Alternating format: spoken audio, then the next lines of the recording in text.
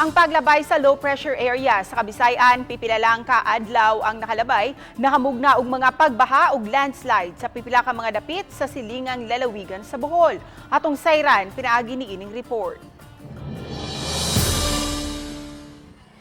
Nagdala og dakong tubig baha sa pipila ka bahin sa Bohol ang kusog nga pag-uwan ni atong Martes sa gabii. Sa barangay Malitbog, lungsod sa Dagohoy, susama na sa suba ang ilang basakan, human miawas ang gamayng suba sa dapit. Milungtad og pipila ka oras usa pa ni hubas ang tubig baha. Ang pag-uwan resulta sa LPA nga unang nisulod sa bahin sa Mindanao. Samtang dito sa lungsod sa Gindulman, tungod sa LPA, nahitabo ang pagdahili sa yuta sa barangay Kabantian. Pasado na alas 10, Martes sa gabii, nasayran sa mga residente nga dunay landslide sa lugar.